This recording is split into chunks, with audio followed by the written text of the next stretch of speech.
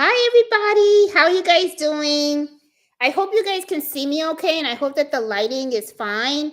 I just want to do a quick check if you guys can see me and hear me okay. I already see a whole bunch of folks are out on the chat and stuff, and I am right now. I'm filming from my girlfriend's house. Her name's Patty, and the reason why I am not in the sewing room today is because we lost network connectivity at the house, and I'm not going to be able to get it back till Monday. And of course, I don't ever want to let you guys down because I know you guys love these Fridays at 8 o'clock, and I do as well.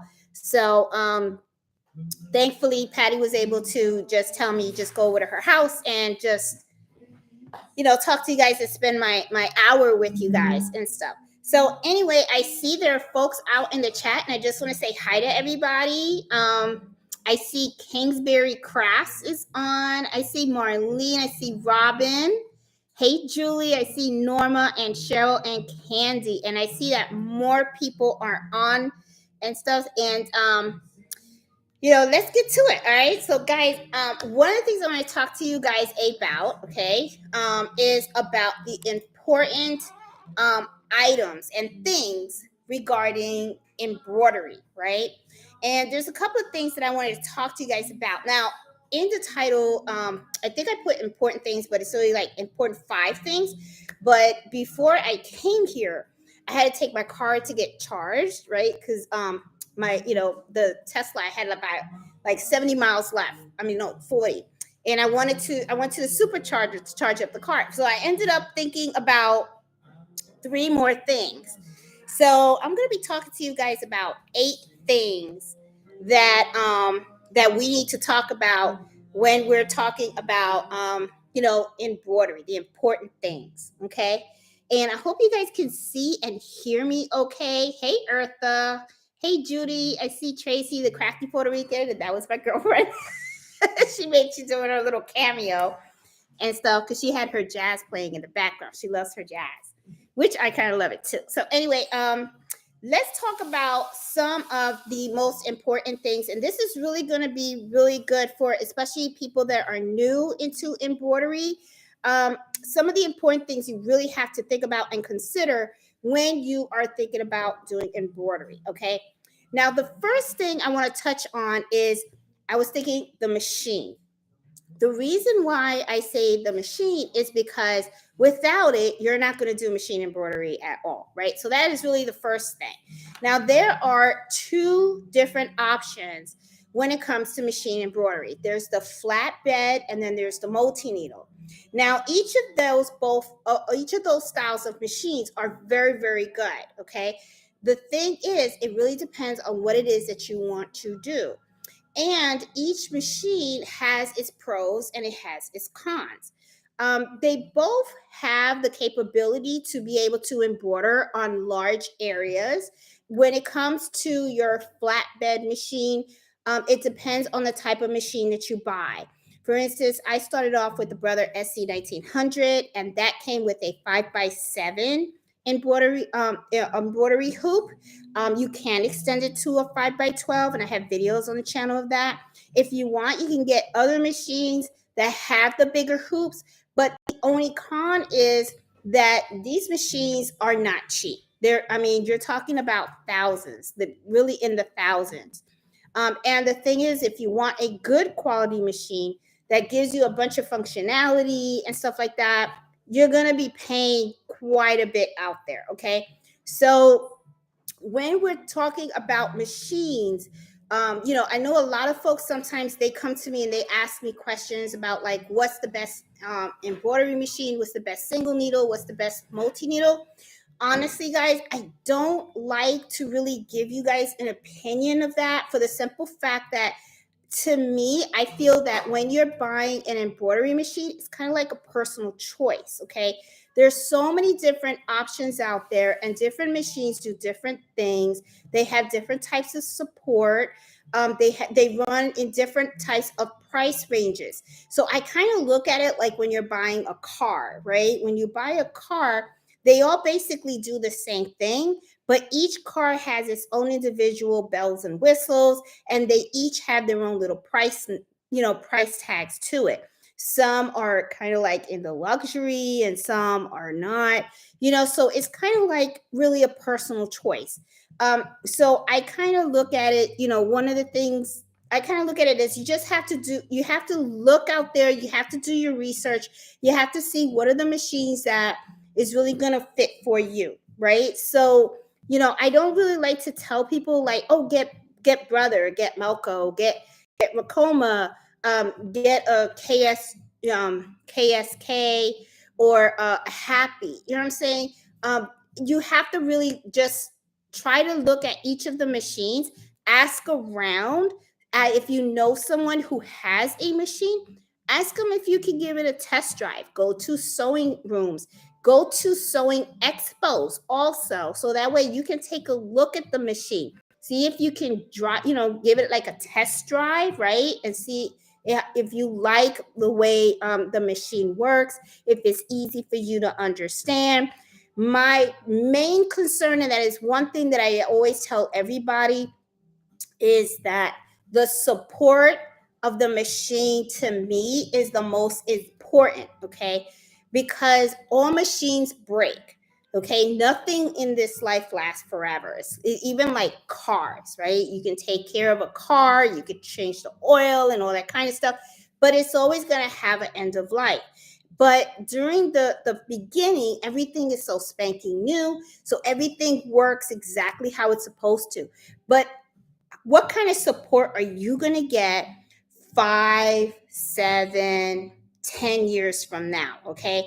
Are you still going to get free support? Are they going to be able to come out and help fix your machine? Or if not, then how's the transaction work, right? Do they, the phone calls, when you call them up and you say, hey, my machine's not working, I need you to help me fix it, are they going to charge you for that call, right? Or if someone has to come to your facility to fix the machine, do you have to pay for that? Also, like parts. How much do parts actually range? Do you get a discount on parts? What are the parts of that machine under warranty? And if they're not under warranty, what is the cost for repairs? Can they give you an average price? And throw some scenarios out there, like say, hey, what if my needle bar breaks? Or what if the computer of the actual machine breaks, right? How much does it cost to replace that? Also see, do you have a buyback program, right? Because sometimes you can start with one machine, like some sewing shops, I think, do this. It's like you can buy a sewing machine from them and then you use it and then you can trade it in to get a larger model if you want. Sometimes they do offer stuff like that. I don't think all of them do, but it doesn't hurt to ask. And if you buy from any of these companies and stuff, do they offer something similar to that? Okay. Just ask the questions, because the way I look at it is, especially if you're looking after, getting something like the SC1900, that cost me $1,000. Okay. $1,000 to me, that's a lot of money. Okay. For anybody, it should be a lot of money. And you want to make sure you get the best bang for your buck. So if you're going to go to a machine that has a higher hoop, like I think the next one in line after the SC1900 is probably the 2600, the iNovis 2600. And I think that comes with the 6x10 hoop. And I believe, I'm not, I could be wrong, but I think that's in the $2,000 range. And then there's another one, I think that's a $3,600 machine. And I believe that's a sewing and embroidery. And I believe that's in the $3,000 range. So as you can see, machines really do cost a lot of money. And you want to make sure that if you're going to be shelling out this type of money, that it's a machine you can work with, that's user-friendly for you, and it's something that's really going to allow you to do the things that you want to do, or that you even think you want to do in the future. So you really have to do your homework, okay? I'm not going to say any brand is better than the other. Um, because depending on you who you talk to, you're going to find people that are going to say that they love this particular brand, and then you're going to find people that say they hate that brand. So it's something that you really have to do on your own, and you really have to research it. My advice is really look at the support, ask the questions about the support, because I feel like no matter what machine you pick, whether it's machine A or machine B, the time will come where some repair is going to have to be made. And you don't want to be placed in a position that after you've had this machine for so long, and then once you start building your business, or your clientele, and then you start getting orders, the machine breaks, and then you're kind of like screwed. You know what I'm saying? So you don't want to do that. So the machine is very, very important. That's why I say that is the number one. The second is the thread.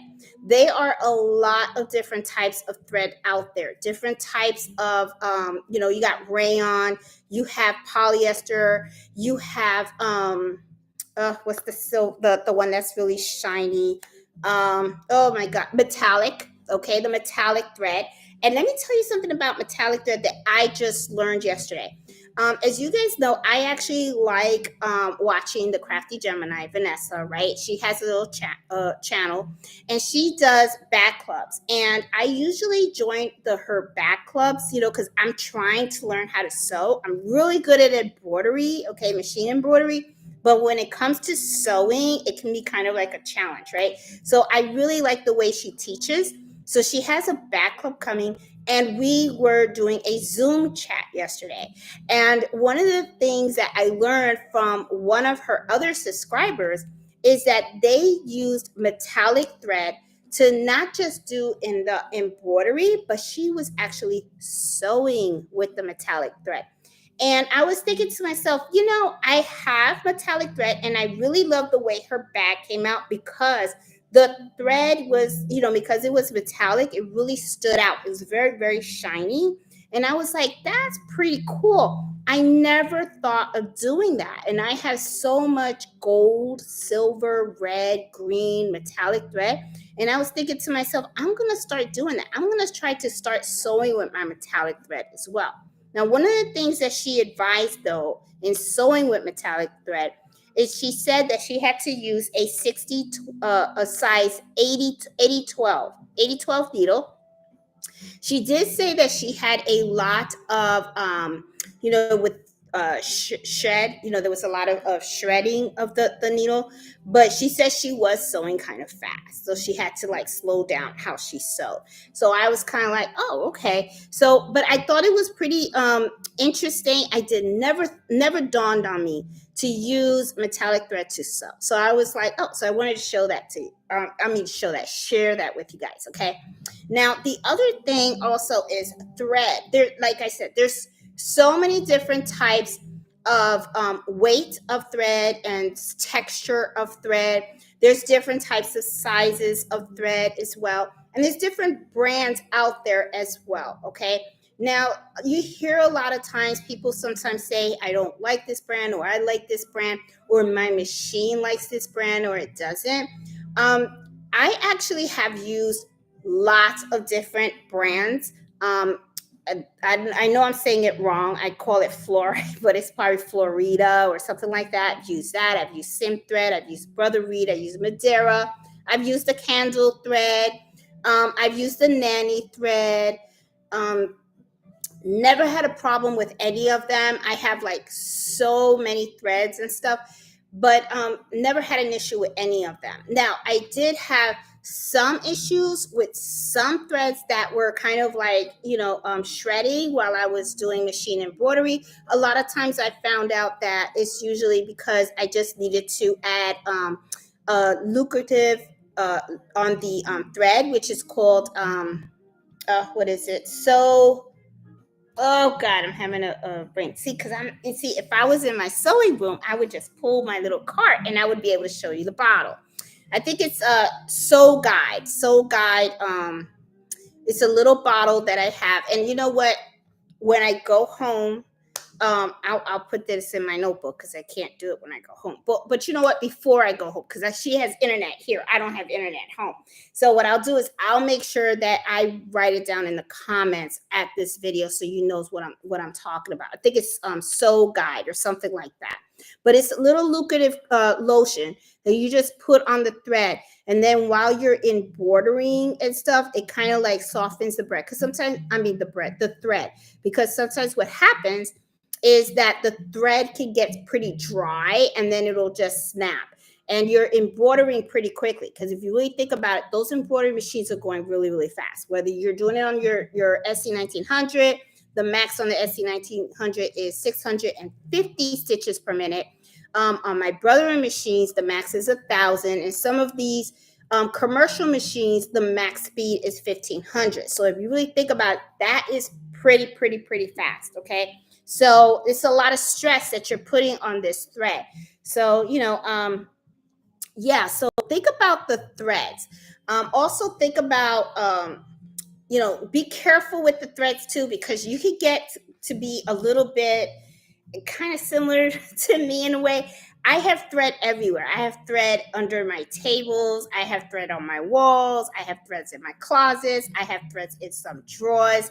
You would think that I have every color of thread out there. But then sometimes I'll have a customer that comes in and somehow I just don't have the right shade of red or green or purple or whatever it is that they need. And the next thing you know, I'm out there buying more thread. Okay, so thread can be something that you are going to be really be investing in.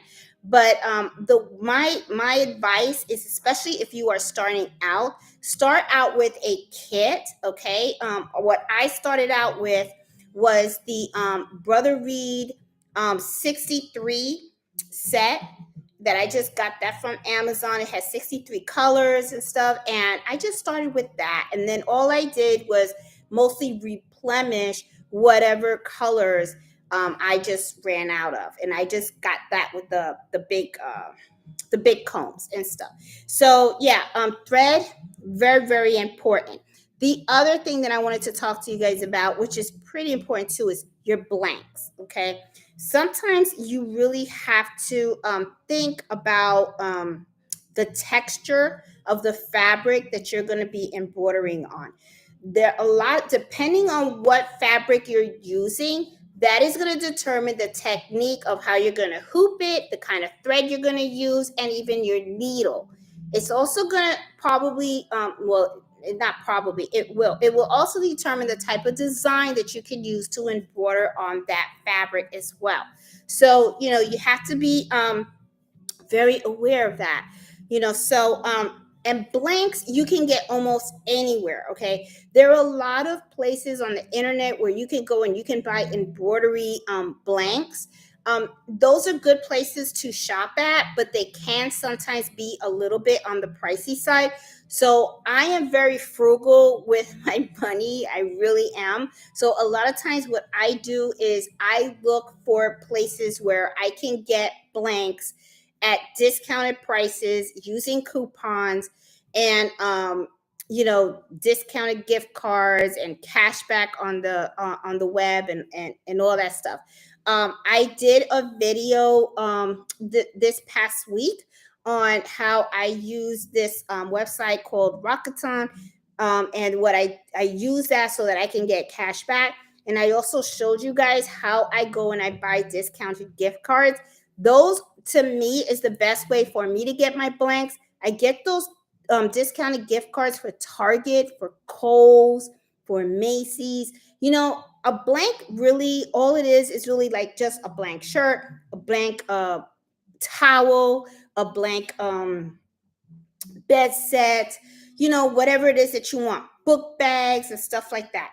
And you can really get those in so many different places. Okay, another thing also is you can also buy your blanks overseas. Now the only thing with that sometimes is they do have a minimum order required. But the way I see it is, if this is something that you're doing as a business and it's a product that you want to sell, like for instance, let's say baby blankets, right? A lot of people like to sell those, and those are very, very easy to embroider. I mean, it's a flat object. You can do this on a flatbed or a multi needle.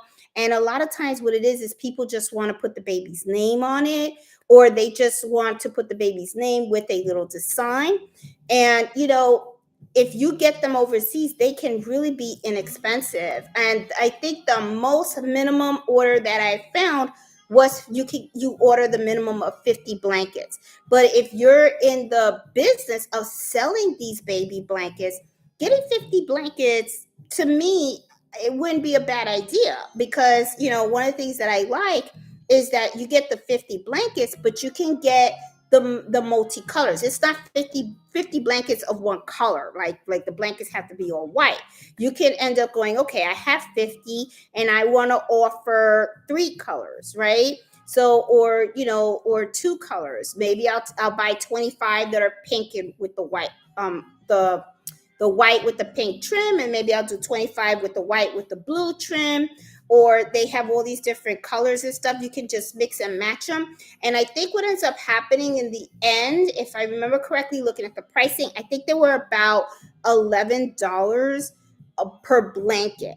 Okay. Whereas sometimes you can go to other places and they charge more for them. Okay. So, I'm just saying, if you only want to make 1 or 2, then I would say, okay, then I could see why you would just want to go ahead and just say, oh, well, it's just one. So let me just spend the $13.99 or $14.99 that somebody else wants the blanket, and I don't need 50, right? And I got that, and that's cool. But there's so many different places that you can get blanks. Okay, it doesn't, I mean, I go to Kohl's all the time. I use the Carter baby onesies. Those are really good, because my whole thing is I like blanks to have thickness to them, because you're embroidering, and I don't really like to embroider on things that are very, very thin, like the handkerchiefs. Handkerchiefs are really nice and they're really great. People love them, but they are very fine. Okay, so very fine, thin material. So when it comes to embroidering on handkerchiefs, and I did a video on that, I had to use 60 weight thread. I had to use a 65 9 size needle, and I also had to slow down the machine. When it comes to fabrics that are very, very delicate, you don't want to speed your machine. You always want to slow it down, and you want to stand there and watch it, because if something happens, you want to actually get in there and engage and stop the machine right away so that you can fix it and stuff like that, because those fabrics can get ruined. Okay. Ooh, it's hot in here. They turned the light on to make it real bright and stuff, but it's hot in here. Okay, well, thank gosh she gave me water. So anyway, okay. I feel so out of place, because this isn't my sewing room. So it's like, but that's okay. I mean, it is what it is. We got to do it, because I feel like, oh, let me show you this and that. But I don't, I'm not in a sewing room. So, and it just feels so weird. It really does. It feels so weird.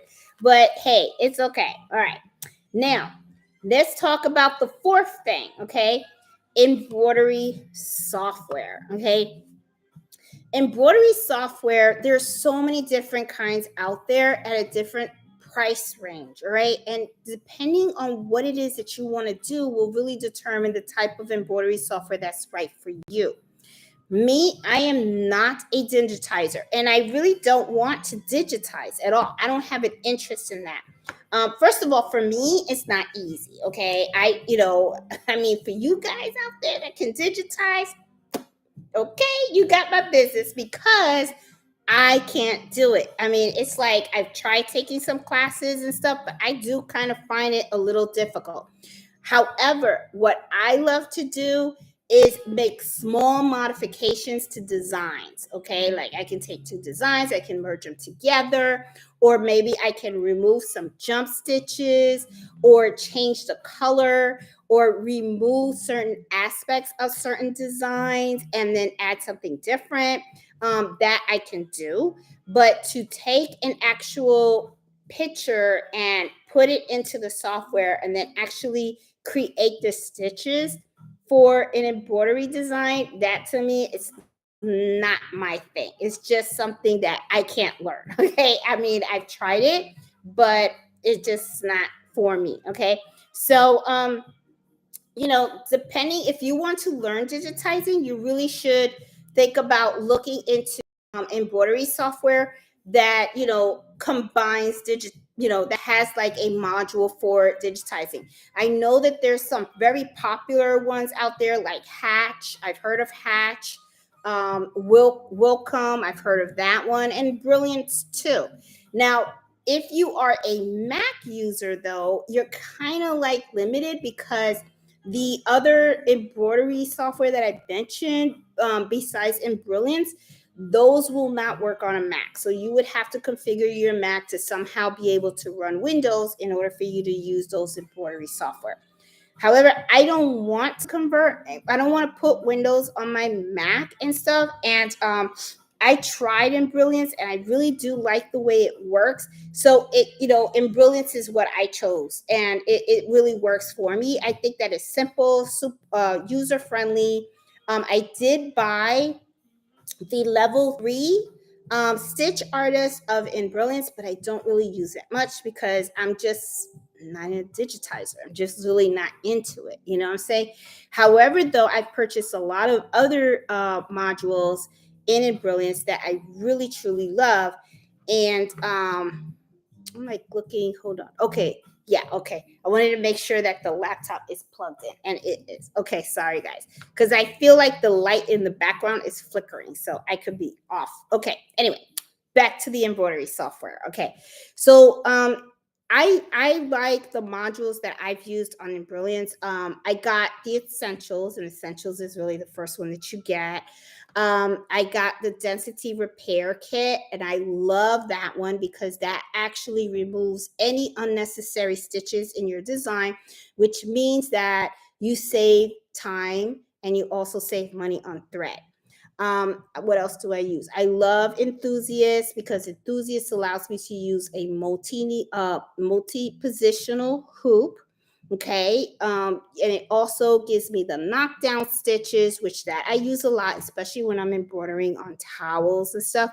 And things that are have a fluffy surface.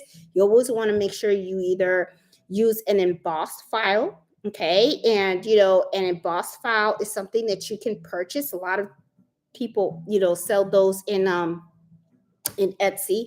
You could buy an embossed file, and then on top of the embossed file, you can put the letters and stuff.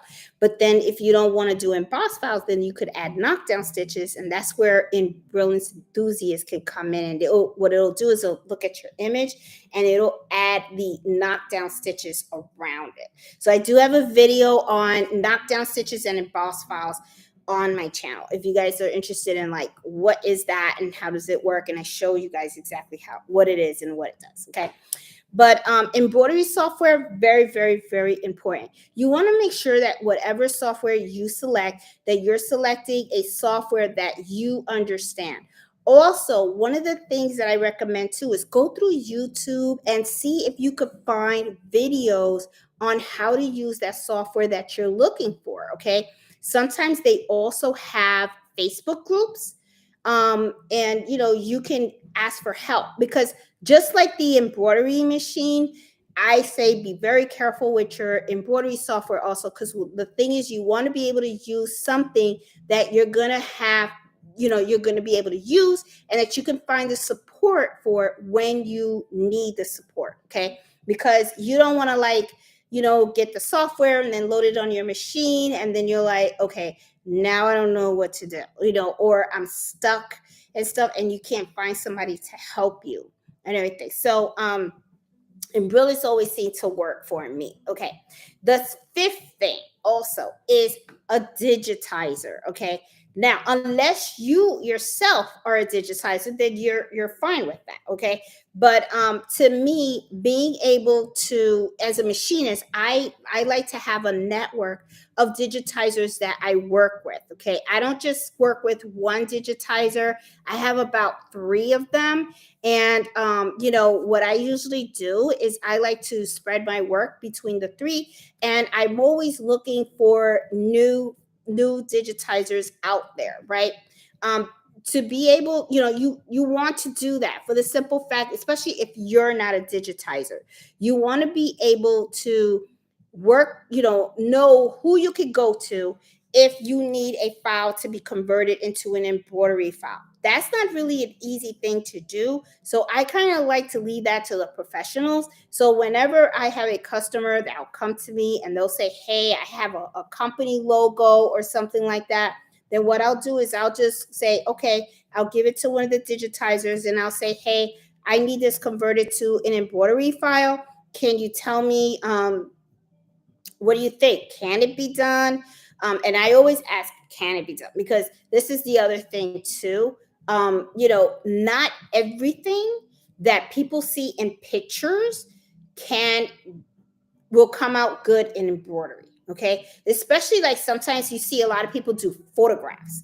A lot of times, sometimes I feel like people have this perception that they seem to have a misunderstanding between something that you print on paper with ink versus something that you actually sew. When you look at a picture that is like sublimated or just done on Word, you see that everything is smooth. But when you look at an embroidery, that same picture converted to embroidery, sometimes it can be a little bit off for the simple fact that it's not smooth surfaces. You're talking about thousands of stitches to create that design. So a lot of times people have a kind of like a wrong expectation, I guess. I think that's what I'm trying to say. Sometimes their expectation could be a little off. So I always like to, when I get a design, I always like to talk to the digitizer. And that's the other thing too. When I pick to work with a digitizer, I like to know that the communication is there. Okay, I don't want to like just send you a file and then you just do it, they do whatever they want, and then they just send it to you and go, here you go. I actually communicate with them. I say, this is what I need. This is the size I need. This is the type of thread that I'm going to use. These are the needles that I'm going to use. This is the fabric that it's going to go on. Okay. Or if you give something to a digitizer, they should be coming to you and asking you those questions. That's how you know you got a good one. When there's someone that they're willing to have those conversations with you to make sure that when you get your embroidery file, that it's actually going to work with what you're planning on doing with it. Okay, because there's just so many things. The way, they could create a design that's very, very dense, or if they knew that it was going to be on very light fabric, they'll come out and say, okay, we need to make some modifications to the design because the design is going to be too dense. And what's going to happen is the fabric that you're using is going to not be able to take all those stitches, and it's just going to crumble up, right? Like a handkerchief, right? If I want something done on a handkerchief, and I go to one of the folks that I use for that are digitizers, and I come out and I say, this is the file, and it's something that's going to be like 45,000 stitches. I know they're going to come out and they're going to be like, Jeanette, no. Okay. They're going to be like, no, just tell them to put a name or something. You know what I mean? So, digitizers are very, very important, especially if you are, if you're not a digitizer yourself, you need to make sure that you have a network of digitizer. The other things that I was thinking about while I was sitting at that supercharger was, here's the other three things. Okay. The network with others. All right. If you are into embroidery and stuff, get yourself out there and join Facebook groups, join, search YouTube channels, and stuff like that. So that way you can get to know other people that do embroidery as well. You know, people do help each other. Okay. Now, once in a while, yeah, you're going to meet somebody that's going to be kind of like, I don't want to work with you. But don't worry about that negative person. Just put them aside. There are a lot of people out there that they don't have no problem sharing their knowledge, helping you succeed, and stuff like that. Find that positive network of folks that love doing what they're doing and have no problem teaching others and stuff, because there is a learning curve. I myself don't know everything. Just now, for the last couple of days, I've been playing around with patches. Always wanted to do patches, thinking that patches could be easy. Well, you know what? Yes and no. I had to learn about how to do patches on plastic. I had to learn about patches have different types of edging. I also learned the hard way that you can't do patches on any type of fabric. Okay. You can't just go to Joann's and look at some fabric and go, boop, boop, oh, this fabric is strong enough. I could use this as a patch. No, I kind of learned the hard way that there is a special type of fabric out there for patch making, which is poly twill. And then they have different types of poly twill out there. They have the ones that you can just sew in, and then they have ones that come with the adhesive in the back. And I did a video on doing the one with the adhesive in the back, and then I found some pros and cons on using that. I personally, okay, my take on that video when I did that, I'm not feeling the adhesive on the poly twill. And my guess, when you watch that video, you kind of see I used it, and I embroidered on it, but I kept thinking, all right, the bobbin thread is going to cover the adhesive that is in back of that poly twill. So I'm like, if that's the case, then I'm just gonna have to use heat and bond anyway. Now, I did go back to the site where I had purchased, and I think it was Stashels. I went to Stashels and I purchased it there. There's another place where you can buy the poly twill, and that's I think it's called Twill USA, something like that. TwillUSA.com. They sell the poly twill for patch making as well.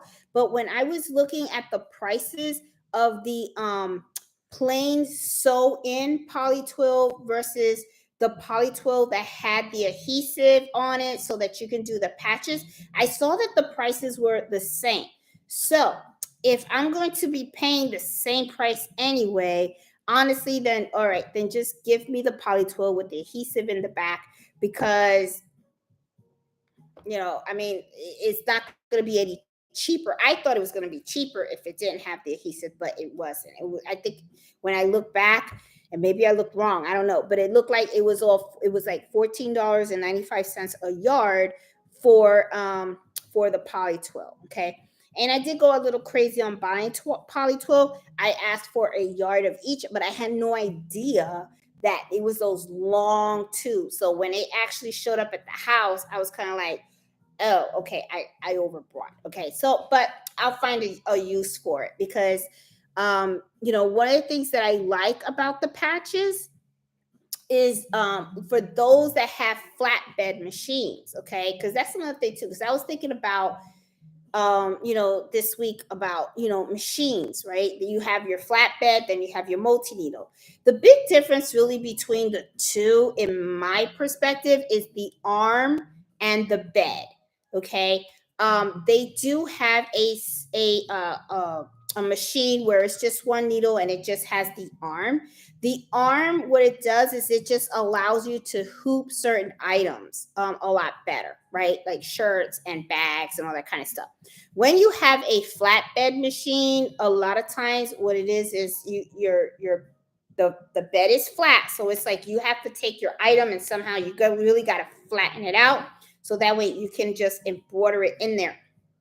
But what I liked about the patches is, like, let's say somebody goes to you and they have a book bag, right? And sometimes book bags, oh, and I have mine, but it's in the other room. But anyway, sometimes book bags, they're already sewn together, right? So for you to embroider somebody's name or initials on the front of the book bag, it can be kind of hard to do on a flatbed, right? But if you can make a patch with adhesive on it, right? We're using heat and bond and all that kind of stuff. You can create the cutest patch, and all you have to do is just iron it on the book bag, okay, or the lunch bag, or whatever, right?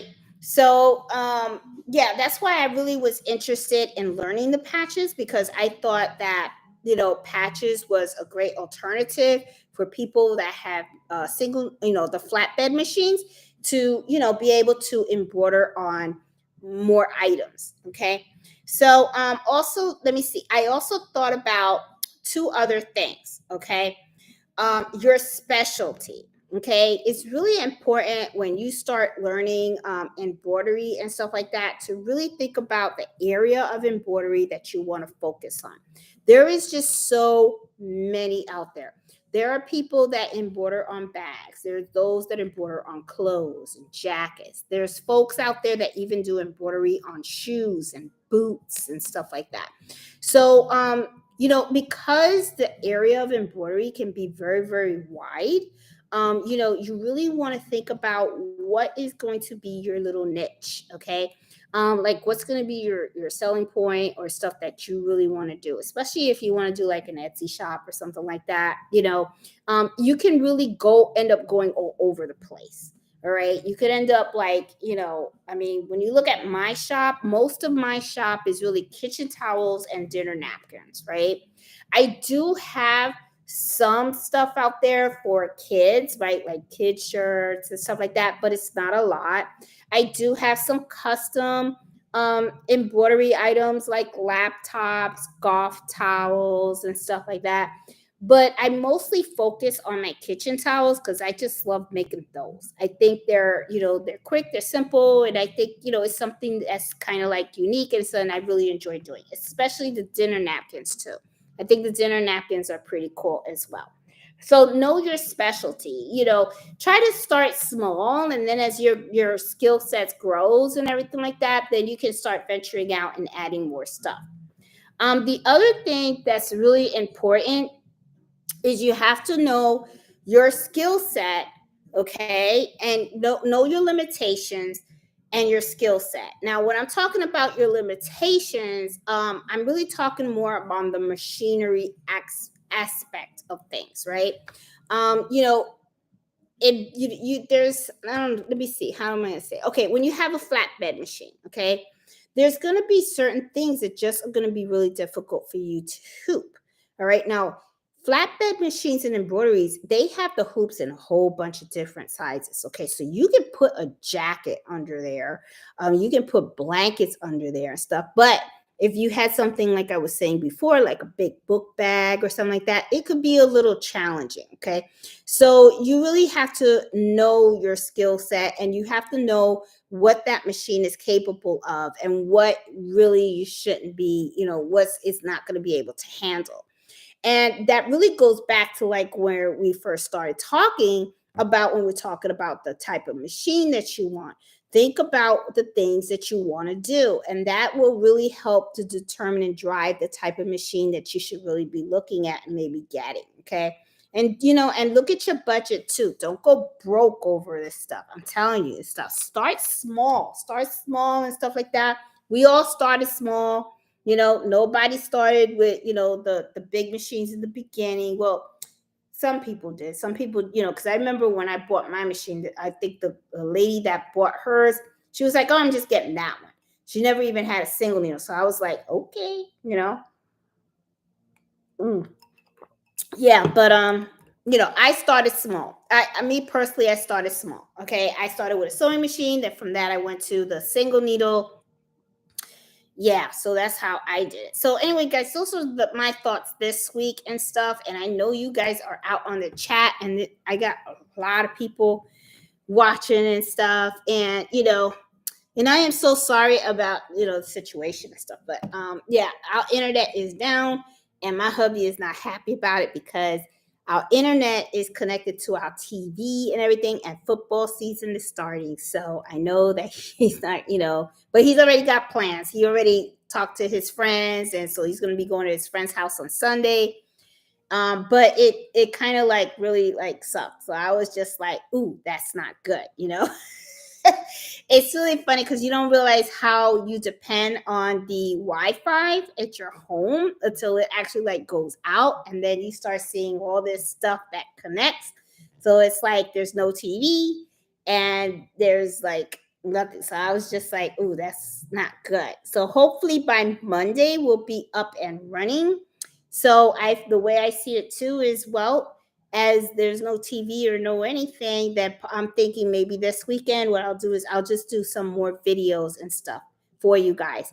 One of the videos that I'm thinking about doing is to do a tote bag, and I thought that would be fun because I don't know how many of you guys are in Virginia or in some of those other states where they're starting to charge for the plastic bags. And like I said, I'm frugal. I don't want to give up my nickels. So what I've been doing is going through my fabric stash, and I have been sewing tote bags. And I got a beautiful gift from Linda, and she made a set of 6 tote bags for me, with a little carry tote. It came out really, really cute. And but I want to make more, and I'm thinking, that way I can have some more in my bag, because when I do grocery shopping, I usually go to the commissary, because the meats are a lot cheaper there and stuff like that. And when I go to the commissary, I make a real huge big buy. And yeah, I don't want to pay those nickels. I refuse to pay the nickels and stuff. Yeah, because I got to put Carlito to school. He's got 2 years left. So yeah, so he's still at VCU, and he's got 2 years.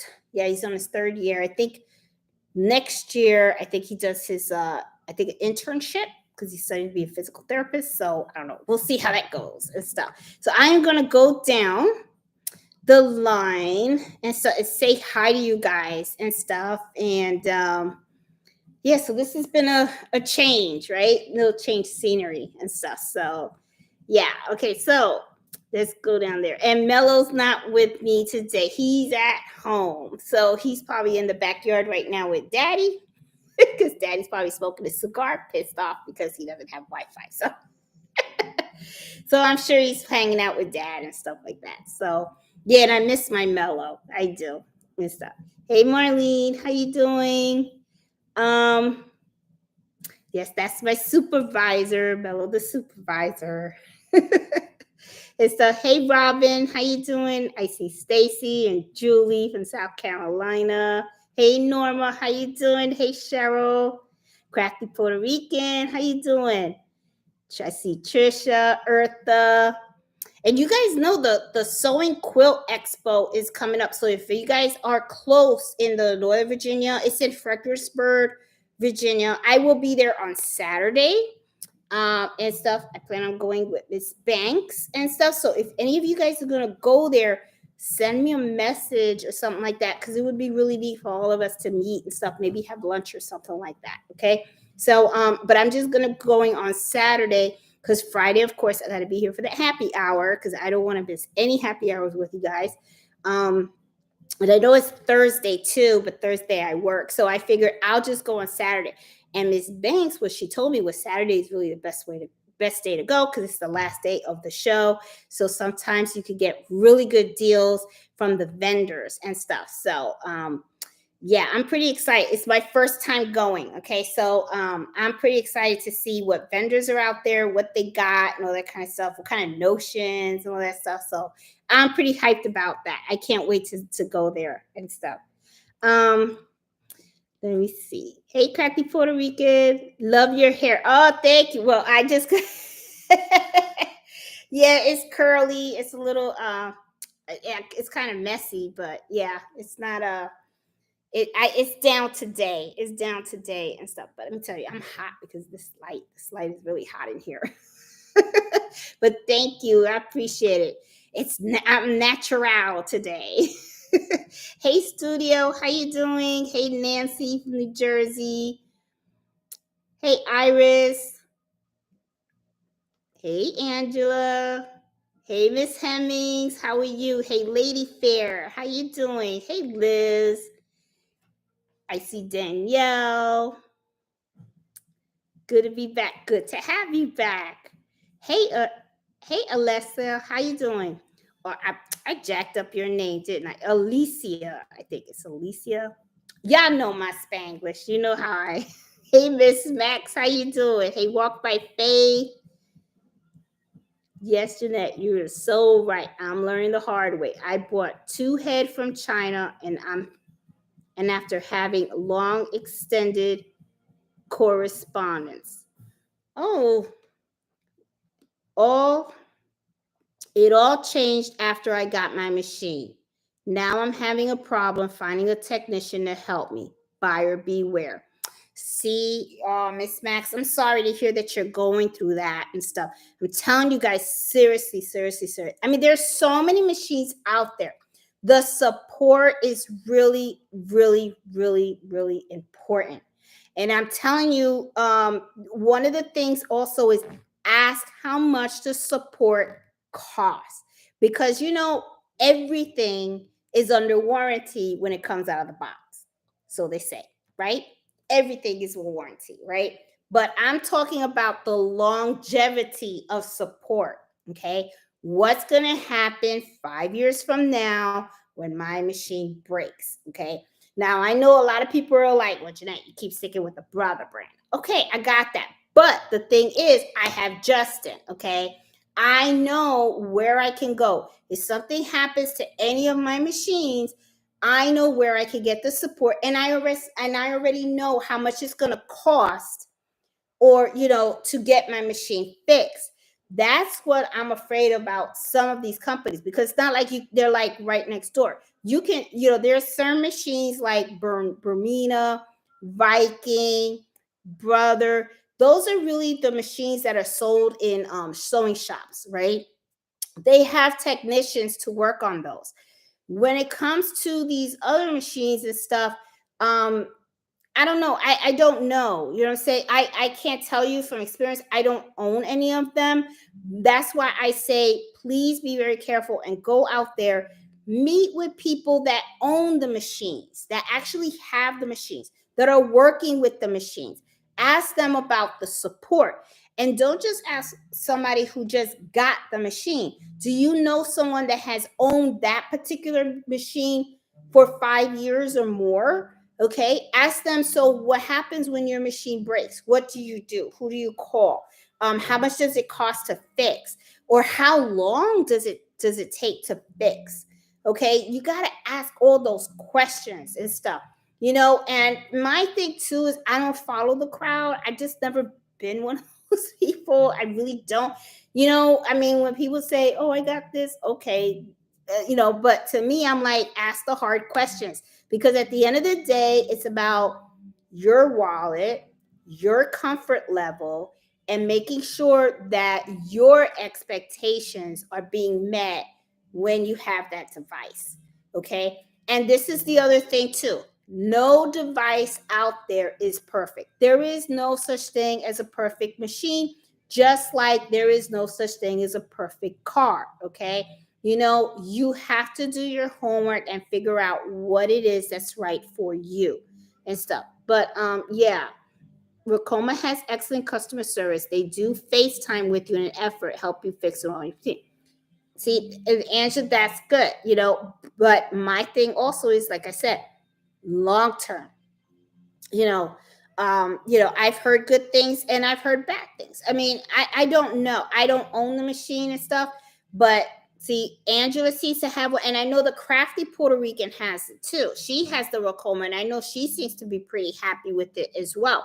And the other thing too, also, is when some people say something bad about a machine, I don't know. To me, I just look at it as you really don't know the situation either, right? Because sometimes it's user error. Okay, a lot of times they're new to the machine. They just don't know how the machine works, and it could be a user error, or they probably did something, accidentally broke it, stuff like that. I'm not saying don't believe them, but what I'm saying is you got to be fair. Okay, because there's a lot of times when I myself were like, what the heck, my needle thread is not working, but the needle thread wasn't working because Jeanette, you jacked it up. And I, what I'm saying, and Justin would be like, well, what are you doing? And then when I would show him, he's like, well, you jacking it up. And I'm like, oh, I didn't know I had to, So, sometimes that's how people learn. And sometimes, people make mistakes and all that kind of stuff and everything. So just be careful when you hear people say negative things about certain machines and stuff like that. Just, just I'm not saying don't listen, but what I'm saying is don't take it as Bible. That's what I'm saying. Everybody has different experiences, right? And everybody has different takes on things, all right? So you gotta do your homework and stuff like that. But your hair looks fabulous. Oh, thanks, Miss Max. I guess everybody likes it curly like this. And I always have it in a bun. Thank you. Appreciate it. Thanks, Iris. I've seen them. Oh, Robin said, I've seen the metallic thread years ago and I made a costume with it. See, I have never sewn with metallic thread. And when that lady, she showed a bag. I wish I had it. See, if I was in my sewing room, I would have showed you, look, this is the bag that I learned how to make. But she did it. She sewed the sides, the edges of this with the metallic thread, and it really shines. So I was just like, I never in my life thought about using the metallic thread to sew. So I'm like, okay, so now I'm going to start doing that and stuff. So let's see, Miss Iris, my machine is not particularly picky when it comes to thread. Yeah, I have not found that any of my machines are particularly picky either. Hey, Dana. Yes, that's it. Sewer aid. That's it. She got it. That is something that I just put on the side of my thread, because sometimes what happens is your embroidery thread is very dry, and then sometimes that's when you see a lot of breakage and stuff. And that actually helps. I got that tip from a lady at a quilting shop and stuff, and she was like, "Oh, sewer aids," and I was like, "What is that?" And then when she showed it to me, she was like, "Oh, this is great stuff." I was like, "Okay." So, I mean, and that's what I mean about networking with others and stuff. One of the things that I want to start doing is I want to start joining like quilting clubs and all that kind of stuff, because you would be surprised what the things that you can learn from some of these other ladies and guys that sew. Okay. I mean, they have these little tricks that they have with rulers, how to cut thread perfectly and all that kind of stuff. I mean, it's like there is just so much talent out there, and so many people are willing to teach other people and stuff like that. So that's why I say, if you come up across a negative one, just shoo them away and stuff. There's somebody out there that'll help and stuff. Don't worry about that. Let's see. Hey, Margot, how are you? Oh, I'm glad you were able to catch the live and stuff, and I hope you're enjoying it too and stuff. Hey, Deborah. Hey, Julie. It's Sower's Aid. Yes, everybody got it. Yeah, had a power outage. Well, no, it's not a power outage. Iris, it's just, we have electricity at home. It's just the Wi-Fi. I think the cable. I mean the Wi-Fi box, the modem, or whatever the heck it is you call it over there. But that, I think that kind of like is at its end of life. So yeah. So Fred called Verizon, because we use Verizon. They're coming in on Monday. And then he's like, well, that's going to cost us a pretty penny. So I'm kind of like, oh, okay, great. So, so I guess I'll be cutting a check on Monday. So I don't know. We'll see.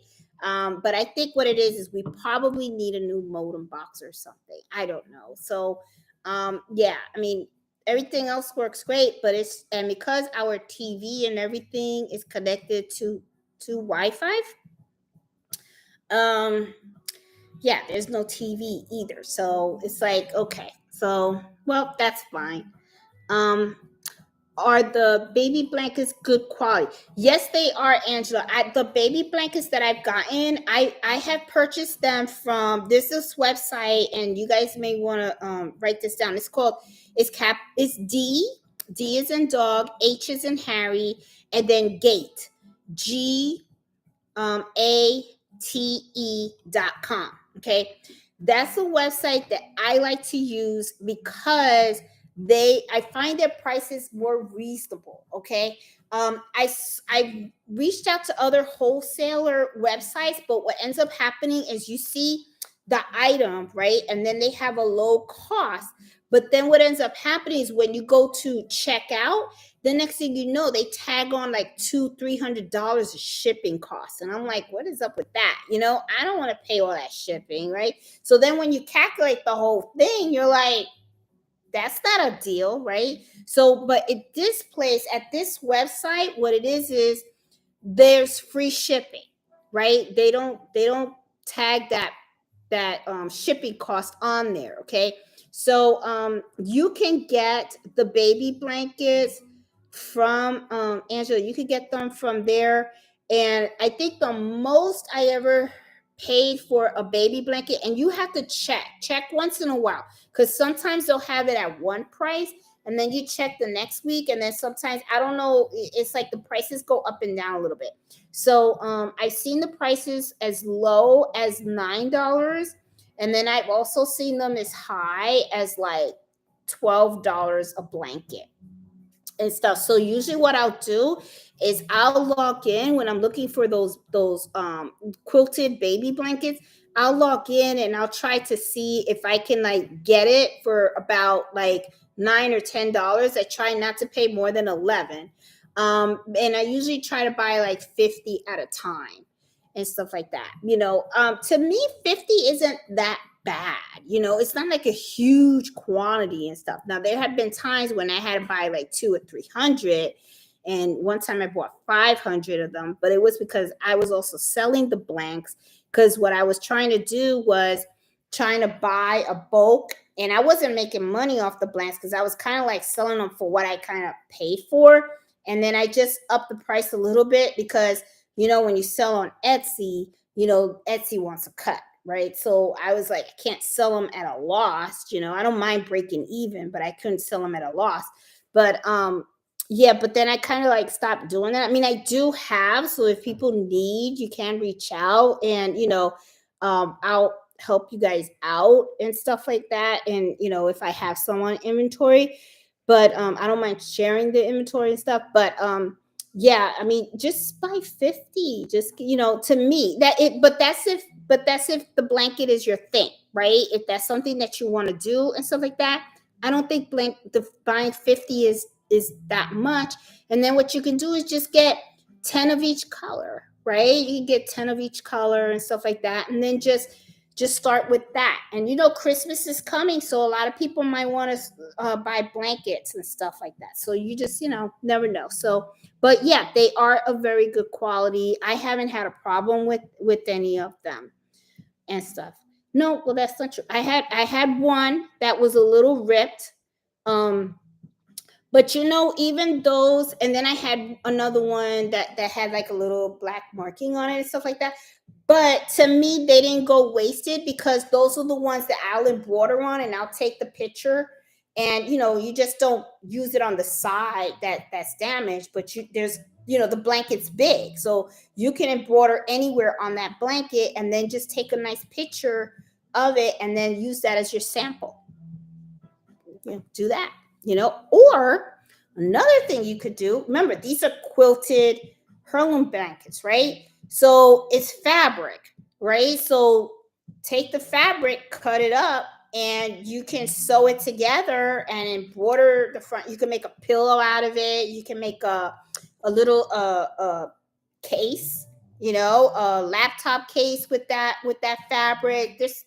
It's quilted fabric. There's so much you can do with it. You know what I'm saying? So it's like it's not like, oh my God, the blanket has a little spot. Let me just throw out the blanket. You don't throw out the blanket. Just Okay, so that little area doesn't have that spot. Okay, so don't use that. Just cut the rest of it out, and then you can use it. For something else. You can sew, do a little boxy makeup kit or something. You know what I'm saying? There's so many things you can do. So don't just waste it and stuff. My mom used to do the embroidery. A lot of people used to do the embroidery on hankies by hand and stuff like that. And this is another thing too, since you mentioned the hankies by hand. One of the things that I saw it's coming out to be pretty popular is people are sewing yarn to fabric. So I'm gonna be playing with that this weekend, and I will videotape me playing with it. And it's like they crochet a chain, and then what they do is they kind of like sew the crochet on a baby blanket or on a baby gown with the baby's name on it and stuff like that. So I was just looking at it, and I was kind of like, oh, that's pretty interesting. So I'm gonna give that a shot. The only thing that I'm a little like wondering about is how they start and stop it. Because I mean, I know we can sew the chain on there, but how do you do this the beginning, and how do you do the end? And I think I have an idea, and I'm gonna see if I can figure it out and stuff. But it'll be fun to do, just kind of like the patches and stuff. I give it a shot, and if it works, it works. And if it doesn't, well, then I guess we all know that that's not what we do. So yeah, so we're just gonna give it a shot and see. um let's see. I don't want to digitize. Yeah, digitizing is a lot, Eartha. It really is. Yep. Yes, Iris. John Deere. And I signed up for one of John Deere's courses in digitizing and stuff. It's not it wasn't for me. It was like digitizing 101. It was like $100 for it. And he had a little sample, and to me it was just it wasn't my thing. I just wasn't feeling it. It's just I was like, I'm not a digitizer. I don't have an interest in it. It's just I got bored. I did. I got bored, and it could be too that he has that soft voice, right? Because it's like he's so calming and stuff like that. And I'm Puerto Rican, okay? So, I grew up in a Puerto Rican family. We're loud, okay? We're very loud. There ain't nobody in my family that talks soft. Okay, even when you guys watch Nancy and stuff on her thing, and she's like, "Hi," and stuff like that. Well, let me tell you something, boy. She's a little feisty thing too. Okay, because if she gets mad, she'd be like, "Hey," So everybody in our family is like, we're not soft spoken people. Okay, so with him, me watching him and stuff, first it's like, oh, okay, and then after a while, I'm like. So it just doesn't work for me. I need somebody that's more like lively and like, hey, this is how you do it. Maybe I'll get it. But I just never had an interest. I don't know and stuff. But he's good though. He really is good. Hey, oh, thank you, Peggy. I appreciate it. Everybody's digging the curls. Everybody's digging the curls and stuff. Um, oh, Sassy said her mother started teaching when she was hand embroidery on pillowcases. She had a stencil design on the pillowcase, and I was to follow it. And I remember it, I remember that. I remember embroidery, they have these fabrics with the design on it, and then you would use the circle. And they still have those. You can still see them. And then they have the floss embroidery. And there's different types of stitches. They got the cross stitch, and then they got the straight stitches. Yes, Sassy, those are pretty cool. Those are pretty, and you know what? And that is something that people still do. And they actually, I think what they do is they use a template, or or they print out.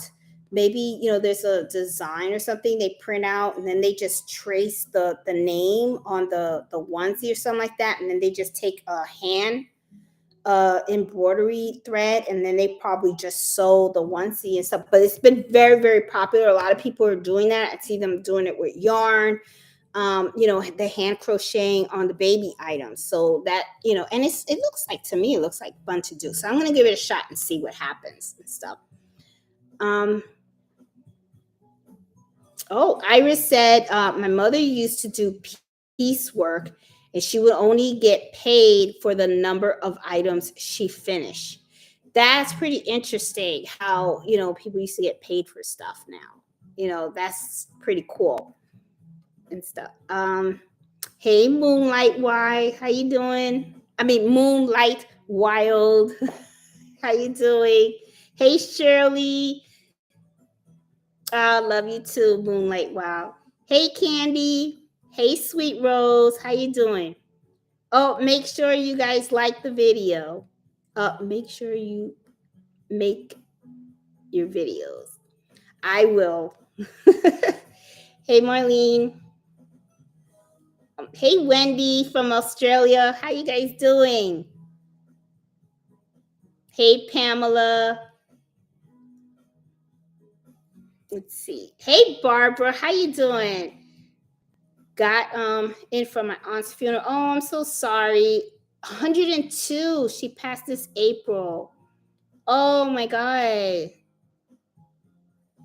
Shoot, I hope I live past 100. We'll see though. But the way I eat though, I don't know. Today I had McDonald's, so I was just like, that's not exactly healthy. But you know, yeah, Barbara, I'm sorry to hear about your aunt.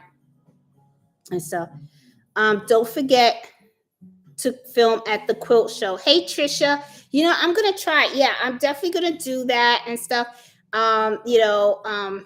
Yeah, I want to, I'm excited about it. I will definitely pull the camera out and show you guys what I see out there and stuff.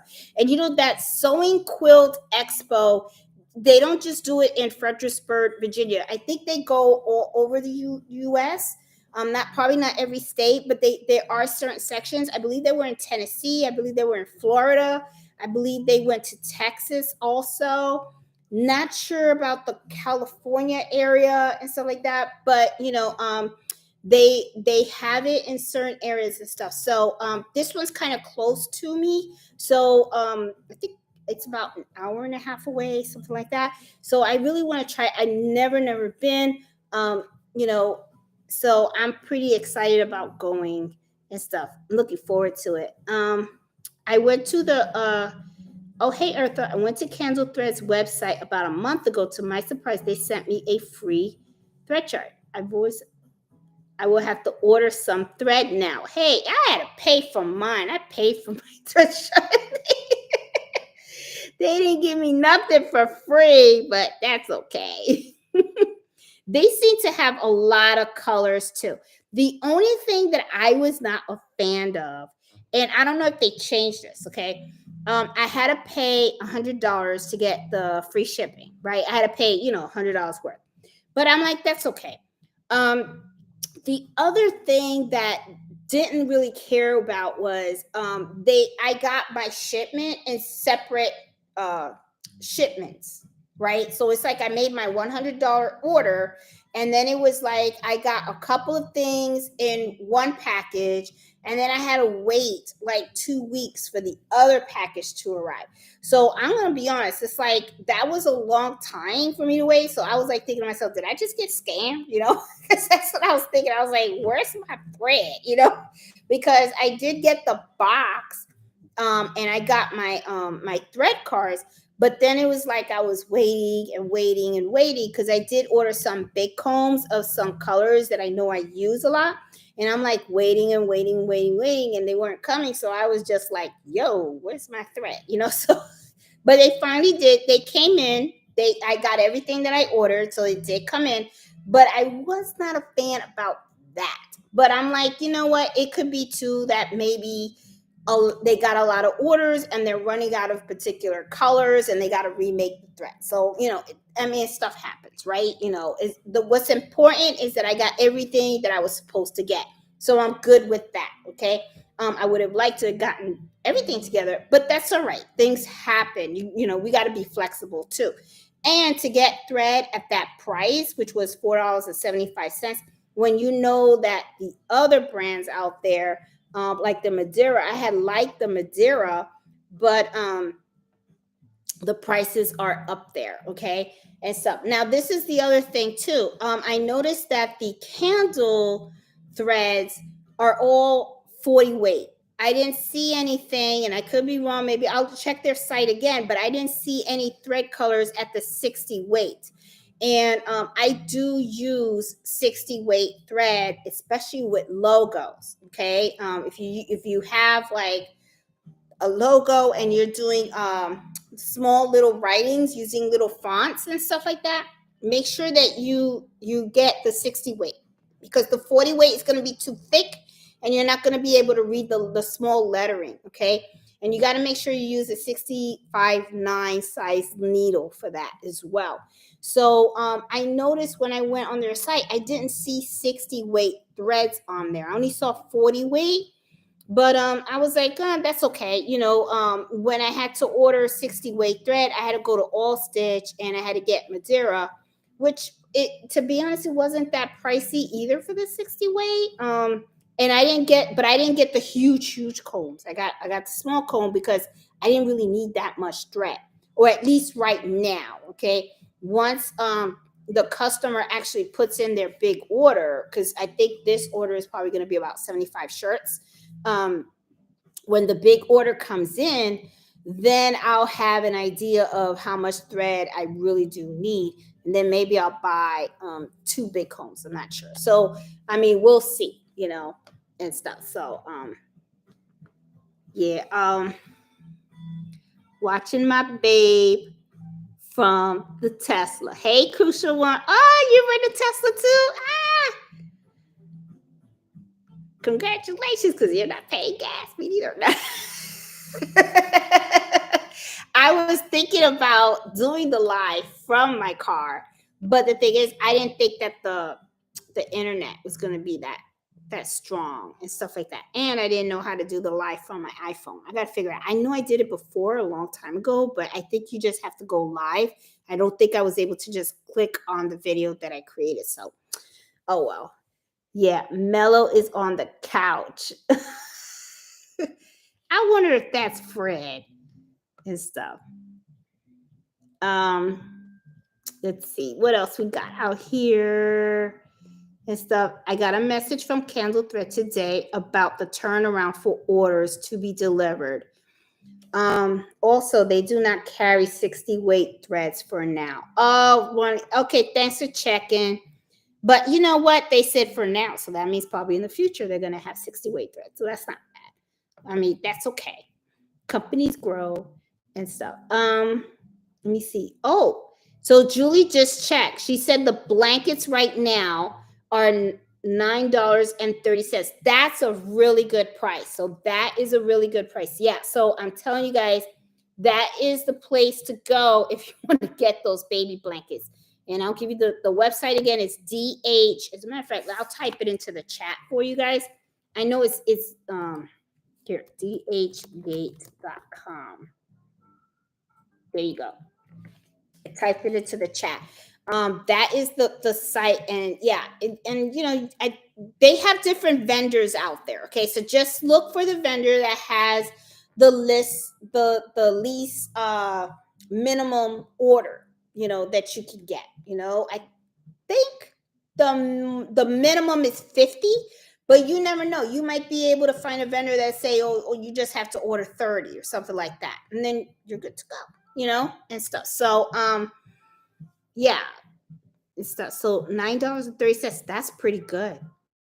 That is pretty good and stuff. And see, look, Crafty, she says she likes, she's gonna be 1 year with her Racoma. And she loves it.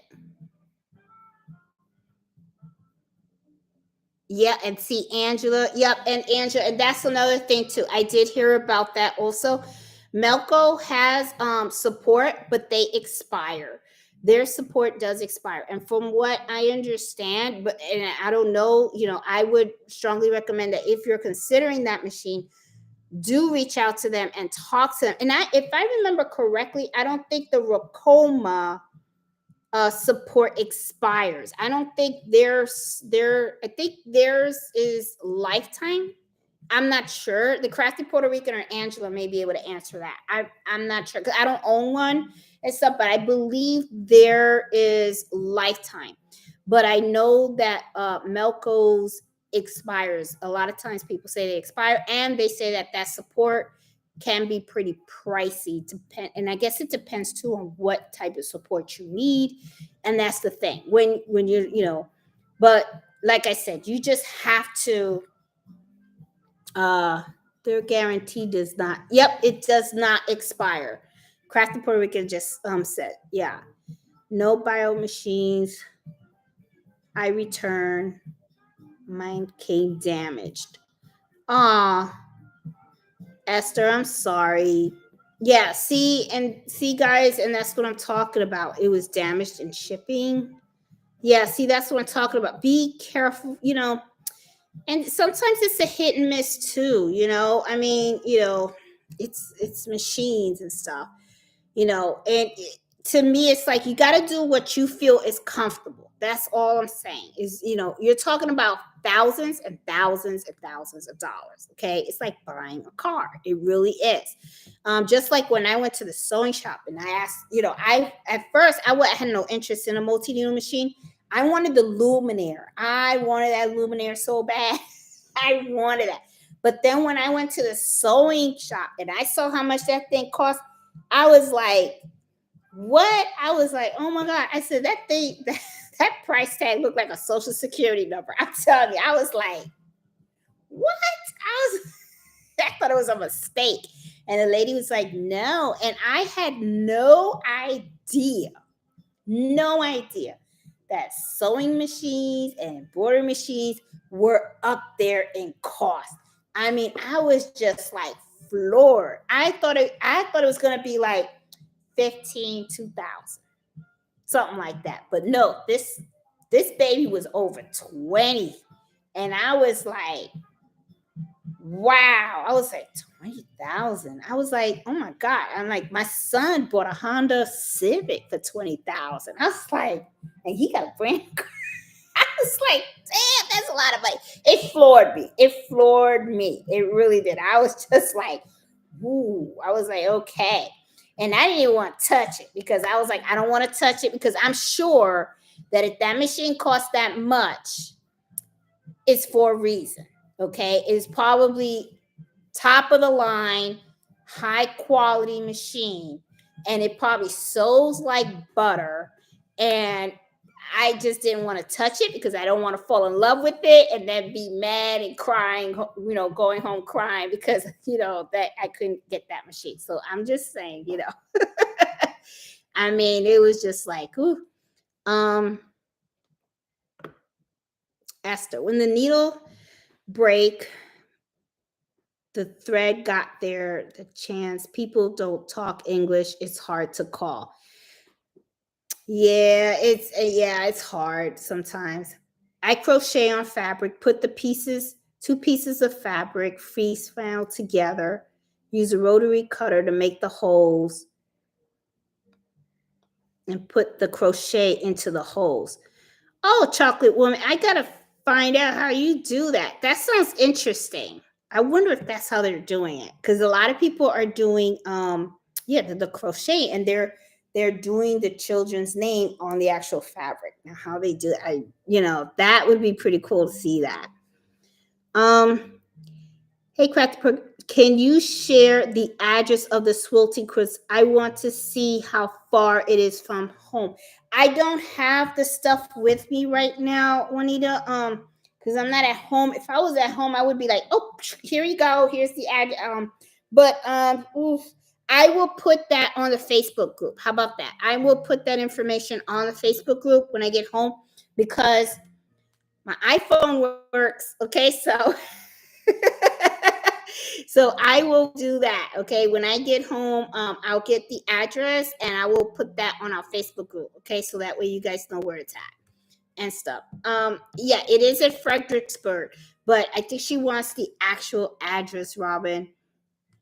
That way she could do the mapping from her house and she could find out how how far it is and stuff like that from her. Because I think it's about an hour and 15 minutes or an hour and a half from my house. And I'm in Haymarket, Virginia. So, yeah, but it might be a little longer because I think I might have to go and pick up Miss Banks. Miss Banks, yeah, to take the trip out there and stuff. Let's see. I've seen all the crochet videos. I've learned that's how to join moths is a different way. Racoma makes 20 needles now. Wow. Yeah, they do. They do. But see, you know what? And I don't know, Crafty Puerto Rican. I don't know if that's so this is something that went through my head. And for you guys that have, if you guys have a machine that's more than 10 needles, okay, tell me how you feel about this. Because this is one of the things that I was thinking about, right? I was looking at my machine and then I was thinking, all right, ever since I've had my 10 needle machine, I think there was only like one time when I had a design that had more than 10 colors. And sometimes, you see these machines, right? And they're like 15 needles, they got 20 needles and stuff like that. And I think to myself, okay, do we really use all those needles? Because I know that, like, the way I do embroidery, I always feel sorry for needle number one, okay? Because I feel like that's the one that I use the most. Needles one all the way through needle like seven. I use those the most. I feel like needle 8, 9, and 10 are the ones that are like least used because those are the ones that, I usually don't have designs that have more than 10 colors. I don't, but I guess having those extra needles would probably be nice because if you do have a design that have a lot of colors on them, then you wouldn't have to worry about it. All you gotta do is just set up the machine and then let it roll. As for like with me, once I get to color 11, then yeah, the machine will stop, and then I just have to reset the machine for color 11 on.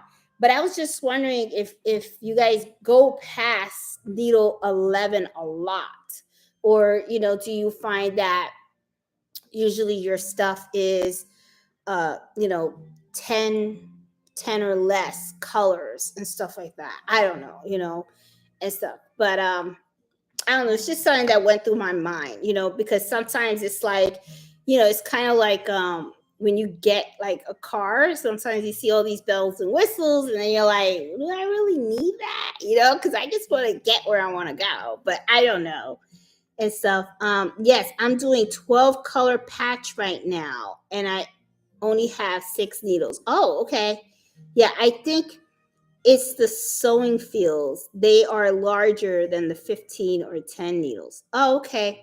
The only reason I would want to get 15 needles is for the bigger hoop size. Oh, I didn't think about that. Okay, and not the amount of needles. I'm fine with 10. Okay, cool. Hey, Miss Max. I was actually thinking about a machine with fewer needles. I use the other needles when I get tired of the breaking thread. I've done that too. I have done that too. Because sometimes what happens is it's not that the thread is bad. Sometimes I can have a bad needle in there because, needles do bend and stuff and they do get dull and stuff like that. And even though I do change my needles on a weekly basis because I do embroider a lot. I have my Etsy orders, which those kind of like sporadic. Sometimes I'll have like a week where I have a lot of orders, and then I have a week where it's like quiet.